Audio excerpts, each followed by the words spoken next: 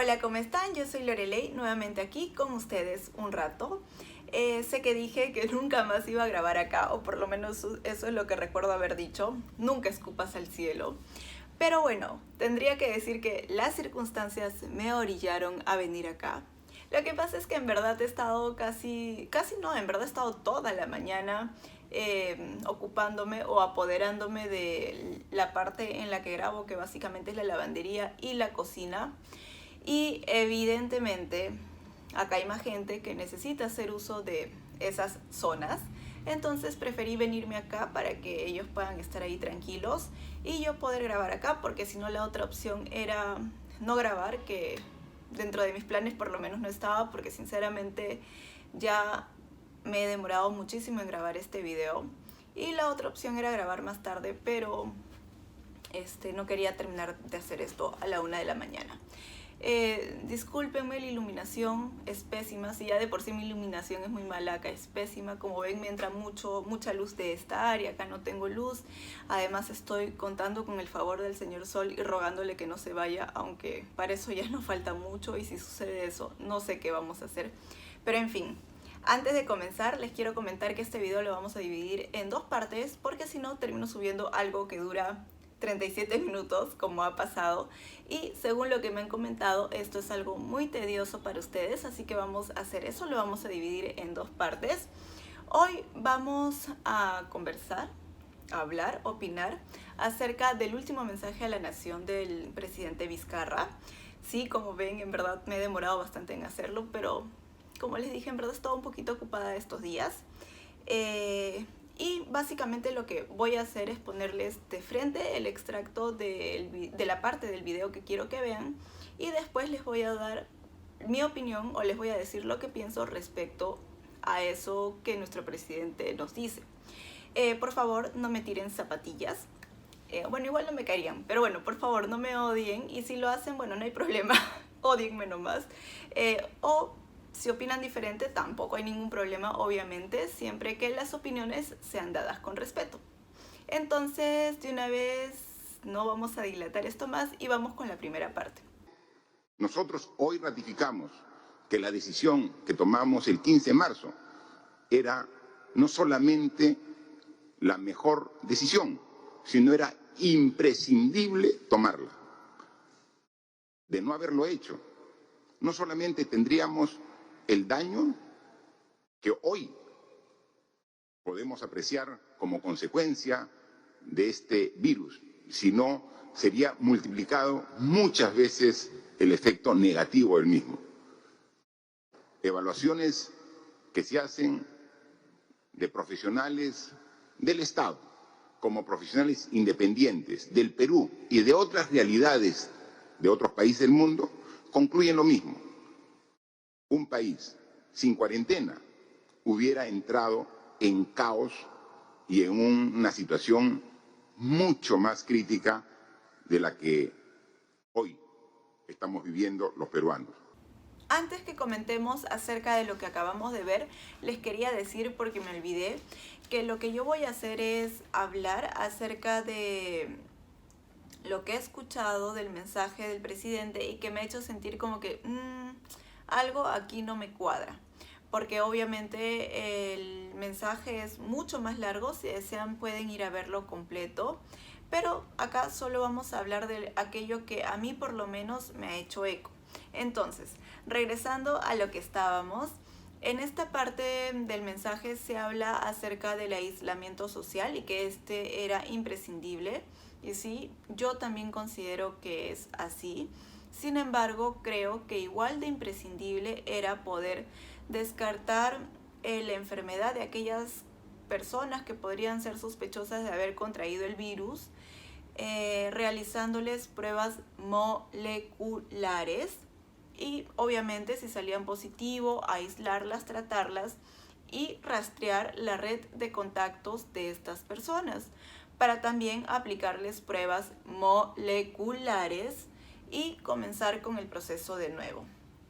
Esta es una estrategia que ha funcionado, por ejemplo, en Corea del Sur o Singapur, y acá en nuestro país no se ha hecho, y hasta incluso el ministro de Salud Zamora ha dado declaraciones al respecto. Y yo sinceramente siento que sin esta estrategia de aplicar pruebas moleculares a casos sospechosos para luego continuar con el aislamiento y el rastreo de contactos, la cuarentena no iba a funcionar, como creo que es lo que ha pasado, porque estamos viendo que actualmente la situación es bastante complicada. Y si quieren saber por qué es que hago tanto hincapié en el tema de las pruebas moleculares, tengo un video en mi canal, se los voy a dejar acá, no sé en qué parte, para que lo vayan a ver si es que quieren. Porque si me pongo a explicar acá un poco o bastante acerca del tema, mi video de nuevo se va a alargar, que es justamente lo que no queremos. Pero básicamente, para resumir, las pruebas moleculares detectan el virus incluso en su etapa temprana, cuando recién lo has adquirido. Sin embargo, las pruebas rápidas o serológicas lo que hacen es detectar el anticuerpo que nuestro organismo produce al día 5 o 7 de haber adquirido el virus. Entonces, por eso es que las pruebas moleculares eran tan necesarias para poder intentar, aunque sea, contener la propagación del virus. Sin embargo, no se les dio la importancia que se merecían. Hasta la fecha tenemos 1.560.653 personas que han sido muestradas. Cuando iniciamos el estudio de esta enfermedad a través de las pruebas a las personas que tenían síntomas, con 500 pruebas diarias, veíamos tan lejos estar en una situación de tener más de 1,5 millones de peruanos que han sido muestreados para ver si tienen el COVID-19. Ya hemos pasado esa cifra de 1,5 millones de personas. Y hemos pasado la cantidad diaria de 500 pruebas por día a niveles de 15.000 a 20.000 pruebas por día. 1.560.653 personas muestreadas. Qué bueno en verdad que se realicen tantas pruebas. Pero ¿saben cuál es el problema de esto? Que lo que nos están mostrando ahí es el fruto de mezclar los resultados tanto de las pruebas moleculares como de las pruebas serológicas. Y esto no se puede hacer. ¿Saben por qué? Porque las pruebas rápidas tienen un margen de error muy elevado a diferencia de las pruebas moleculares. Y justamente la prueba que se utiliza en mayor medida, un 80 o 90% aproximadamente, si no me equivoco, pero justamente la prueba que se utiliza más es la prueba rápida. Tampoco nos dicen en qué circunstancias se están realizando estas pruebas, a quiénes, en qué lugares, si al aplicar las pruebas se está haciendo junto con una estrategia o para poder aplicar una estrategia o no. Tampoco nos dicen si se hacen estas pruebas con la intención de detectar, aislar y rastrear o con qué intención se hacen las pruebas. No nos dicen nada de eso y sinceramente a mí por lo menos sí me gustaría que nos aclarasen esas dudas. También recibimos la información del Ministerio de Salud que ya habíamos dispuesto de 100 camas UCI en caso sean necesarias. Hoy tenemos más de 1.300. 1.323 exactamente. Al inicio dijimos tenemos que llegar a 500 camas UCI.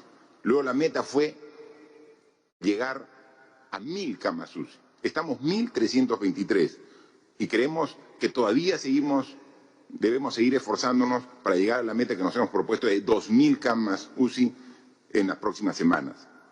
Bien, ahora están en 1.300.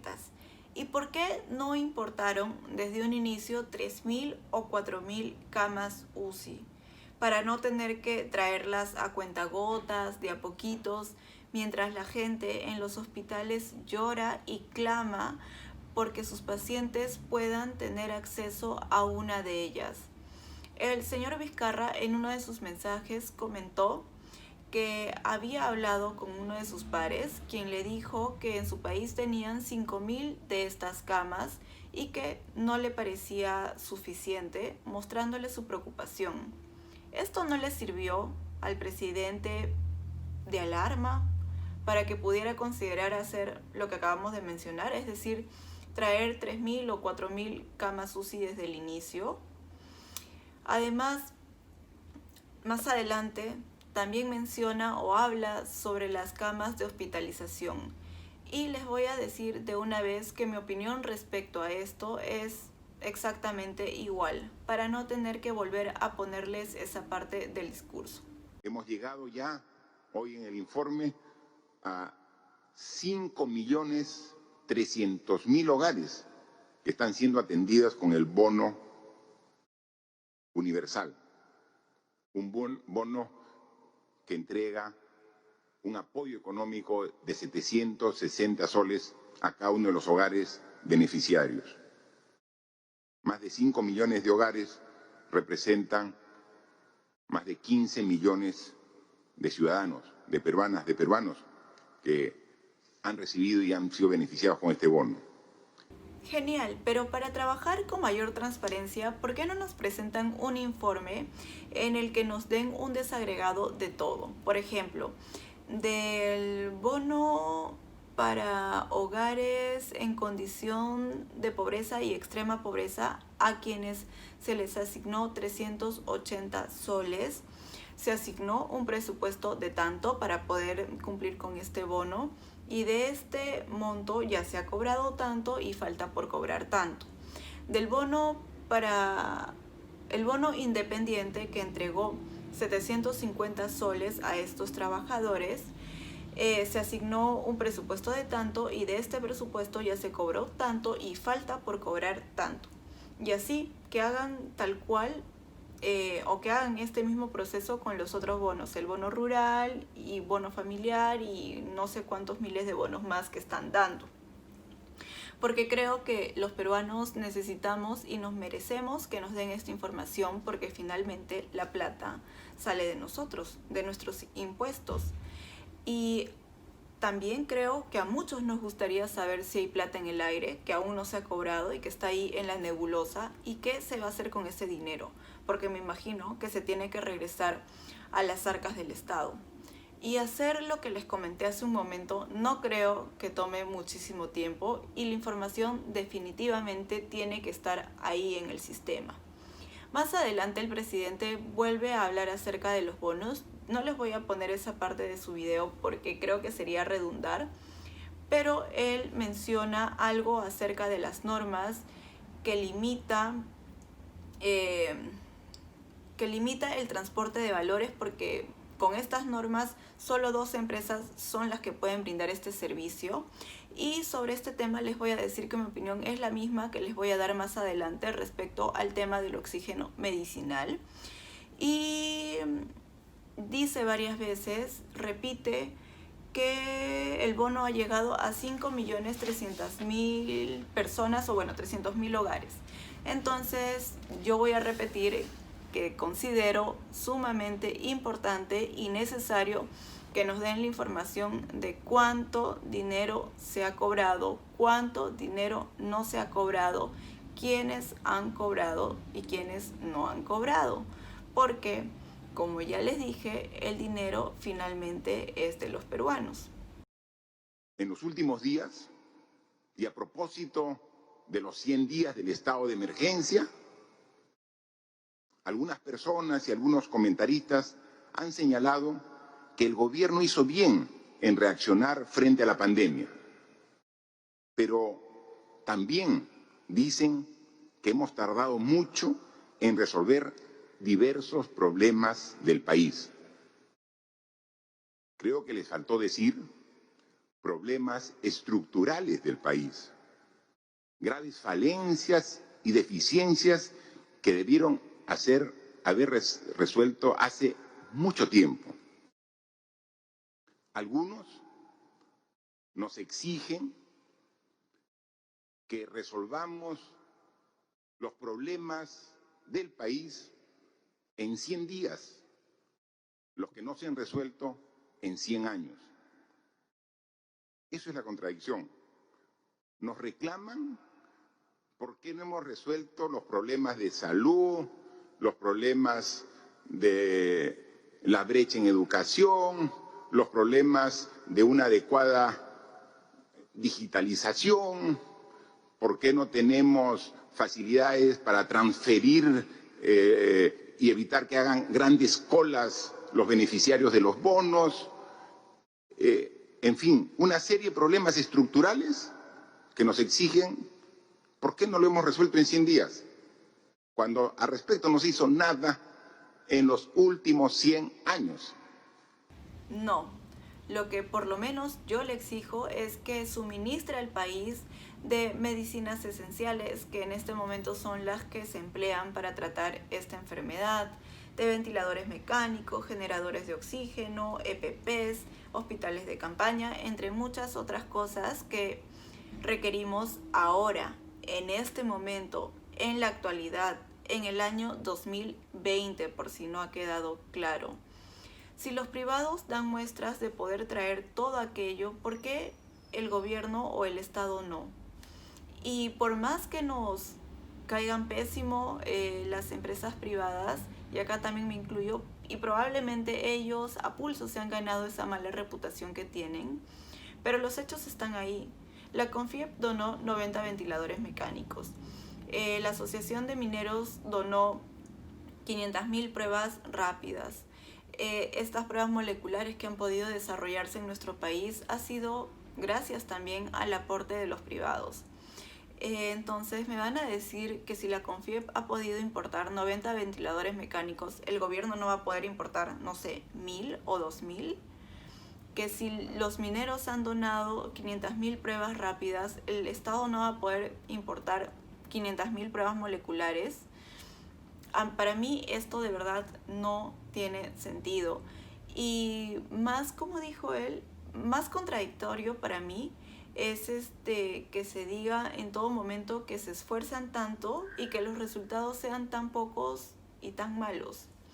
Después él habla acerca de que se le reclama por qué no se ha solucionado el problema de una adecuada digitalización. Yo no sé en qué momento se le ha criticado eso, pero lo que sí se le critica es que prefirió asignar bonos, obligar a la gente a hacer colas en los bancos exponiéndose a contagiarse, en lugar de hacer entrega de canastas básicas casa por casa en horario de toque de queda, con el apoyo de los militares, y aunque yo no sea la más fan de ellos, también de las iglesias, y con la supervisión de aquellos medios de comunicación que quisieran.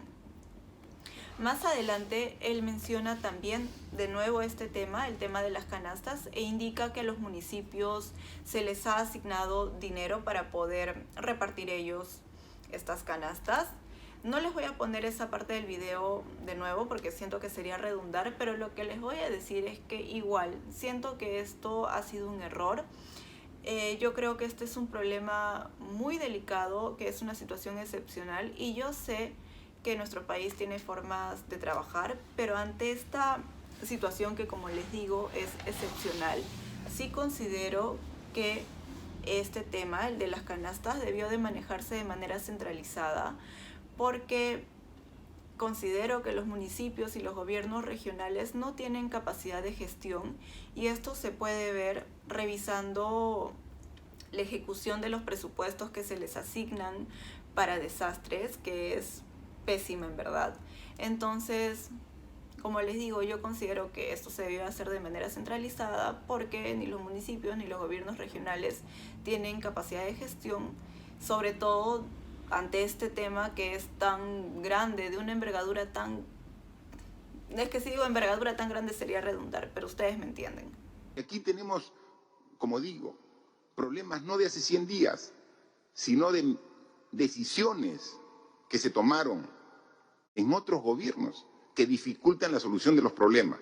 Y en el camino tenemos que ir arreglando. Cuando es sabido y aceptado por la medicina, por la ciencia, que el oxígeno medicinal debe tener una concentración mínima del 93% de pureza. Aquí, en un gobierno reciente, no hace mucho, se determinó que sea 99%. ¿Con qué fin? ¿Con qué interés? ¿Se hizo por la salud de las personas? Si el parámetro es 93%, pero cuando ponen una restricción de ese tipo es porque ¿quién puede dar el suministro con esas características? Y entonces, finalmente, sacas del mercado a toda la competencia que no tenga la posibilidad de abastecer oxígeno con 99%. Si puedes abastecerlo con 94, 96, 98, no puedes. Solamente si tienes las características técnicas para el 99%. Y entonces, finalmente quedamos para un bien esencial de extrema importancia para atender esta enfermedad en manos de uno o dos proveedores.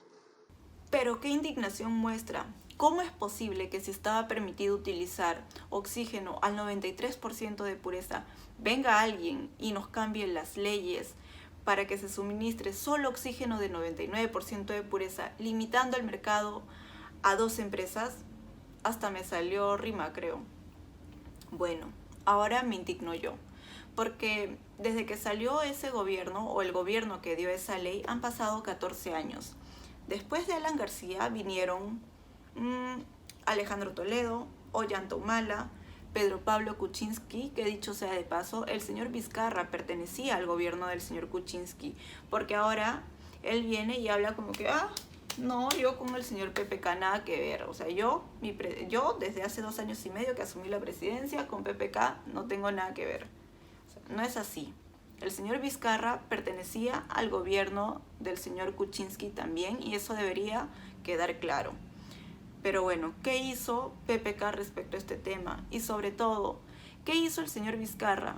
Sobre todo, siendo una ley que como a todos nos indigna tanto, y lo dijo en su mensaje este último. Entonces, ¿por qué? ¿Por qué no derogó esta ley con un decreto de urgencia? Es como que si el señor hubiese estado así, que la gente está llorando porque necesita oxígeno. Pucha, pobrecitos. Que hay una ley que ha limitado el suministro de oxígeno solo a 2 empresas. Qué mal. La gente hace colas para conseguir oxígeno, pobrecitos. ¿Qué? ¿Y así? ¿Así está? ¿No es él el presidente? ¿No es él el que tiene la facultad para poder solucionar estos temas? De verdad, no. Estas cosas a mí sí me molestan. No sé, es como que si él dijera, su madre, qué malos, ¿cómo van a poner una ley que limite el suministro de oxígeno a 2 empresas? Qué mala, por si acaso que me parece mal, y por si acaso que me indigno también, O sea, pero no hace nada al respecto. Se indigna, pero no hace nada. De verdad que no. No sé, estas cosas sí me molestan.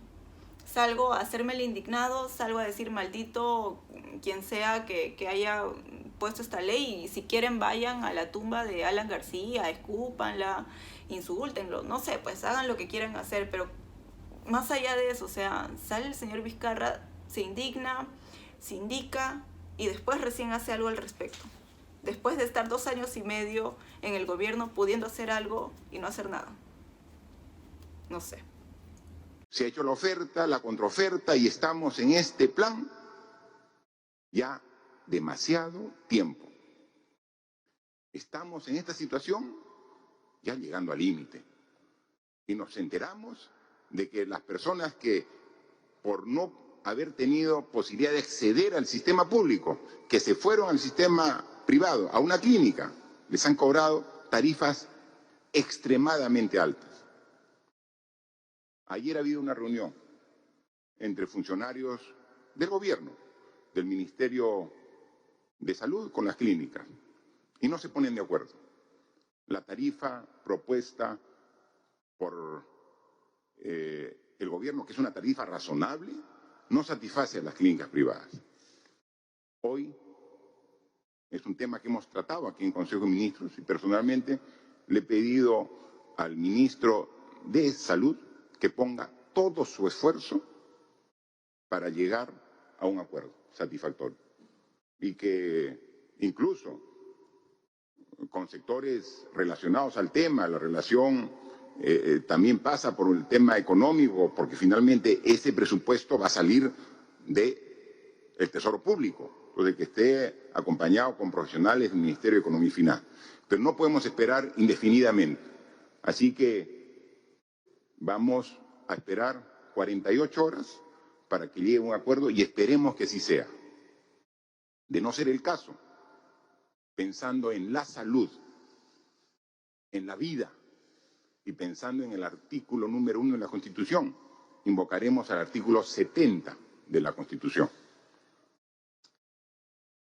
Y es claro, el artículo 70, la Constitución Política del Perú, de la propiedad, capítulo 3, el derecho de propiedad es inviolable.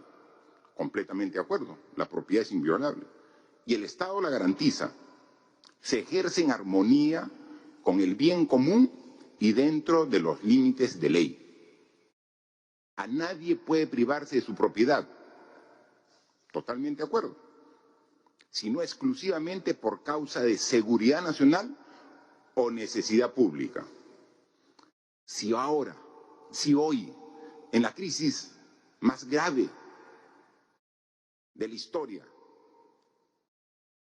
no estamos en el contexto de necesidad pública, ¿cuándo estaríamos? En consecuencia, yo espero que en las próximas 48 horas haya un acuerdo satisfactorio para ambas partes y podamos también tener de reserva las clínicas privadas para seguir atendiendo a la población. Acá tendría que hacer una pregunta antes y yo quisiera saber, ay Dios, sí, como siempre estoy toda despeinada, miren mi moño, es para que no vean que estoy hecha un desastre. Bueno, acá quisiera hacer una pregunta, como les digo, ¿por qué recién se comenzó a negociar con las clínicas hace 2 meses y no antes? ¿Por qué? Obviamente ese es un interrogante que yo no puedo responder, pero sí me gustaría plantearla. Algo más que quisiera saber, porque he buscado un poquito de información y no he encontrado, tal vez ustedes saben, y es que si con este acuerdo que se acaba de firmar con las clínicas, aquellas personas que han sido atendidas a causa de este virus en clínicas y se han hecho con deudas exorbitantes, quiero saber si ellas han logrado obtener una solución gracias a este acuerdo, porque según lo que yo entendía cuando recién se anunció el acuerdo es que no necesariamente ellos habían encontrado una solución, porque en el acta de acuerdo se establecía que había un proceso de revisión de pagos de pacientes que fueron hospitalizados con diagnóstico de esta enfermedad antes de que se firmara el acuerdo. Pero después el señor Carlos Lo, en una entrevista que dio el 26 de este mes, indicó que lo que él creía que se podía hacer era que a estos pacientes el Estado los ayudara pagándoles los 55.000 soles que se había acordado con las clínicas y que el resto, entre comillas, lo asumían ellas, o sea, las clínicas. Me parece que posteriormente 2 o 3 clínicas salieron a confirmar esto, pero he intentado, como les dije, por eso les dije que estaba buscando un poquito de información, he intentado buscar algún comunicado de estas clínicas, pero no lo he encontrado. Entonces, no sé, tal vez ustedes saben un poco más al respecto, o en todo caso, me gustaría que nos dieran más información sobre este tema. Algo que quisiera comentarles también es que en nuestro país tenemos... No, antes de eso, en nuestro país... Ay, no, me estoy enredando. Es que en nuestro país... Ay, yo me mato con nuestro país. Es que los congresistas, nuestros amados congresistas, presentaron un proyecto de ley el mes pasado, en mayo, que pretendía modificar el artículo 8 y 9 del decreto legislativo 1156. Lo más resaltante de este proyecto de ley era el párrafo que se quería introducir al artículo 8 y se los voy a leer. A ver, denme un segundo que ya me estoy enredando porque ya es tarde. A ver, entonces lo que decía en este artículo, en el artículo 8, era lo siguiente: de la intervención del Ministerio de Salud en caso de declaración de emergencia sanitaria en el ámbito regional y local. Durante la declaratoria de emergencia sanitaria, los equipos biomédicos e infraestructura de los centros y establecimientos de salud privados serán puestos a disposición del Ministerio de Salud, en calidad de ente rector del Sistema Nacional de Salud, quien definirá los planes de acción para disminuir el riesgo elevado o daños a la salud y a la vida de las poblaciones, así como las acciones necesarias para cubrir los costos debidamente sustentados y acreditados que se incurran por el mantenimiento de los equipos, insumos y medicamentos por parte de este sector, con el presupuesto asignado para la emergencia sanitaria, priorizando los lugares del país donde se detecten los mayores índices de riesgo de letalidad. Como pueden ver, este artículo, el que se pretendía introducir al artículo 8, este párrafo, disculpen, que se pretendía introducir al artículo 8, va bastante acorde a lo que el presidente dice en este último discurso que acaba de dar, especialmente en esta parte del video que acabamos de ver. Entonces, yo no sé por qué tanto él como el ministro Ceballos decidieron observar la ley y obviamente no aprobarla. Algo más que quería decirles era que también en nuestro país tenemos la ley 2684-2, que es la Ley General de Salud, y en su artículo 82 nos dice lo siguiente. En la lucha contra las epidemias, la autoridad de salud queda facultada para disponer la utilización de todos los recursos médicos asistenciales de los sectores público y privado existentes en las zonas afectadas y en las colindantes.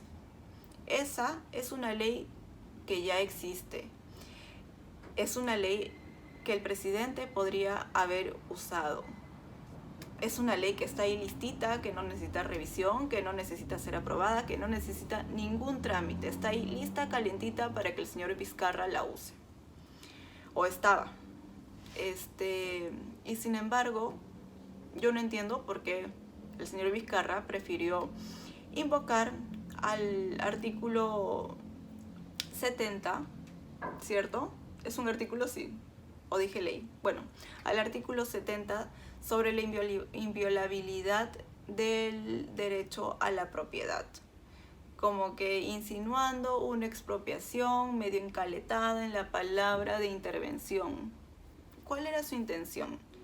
Que la gente le dijera, presidente malote, bien, usted sí se enfrenta a las clínicas porque usted es malote. ¿Esa era su intención?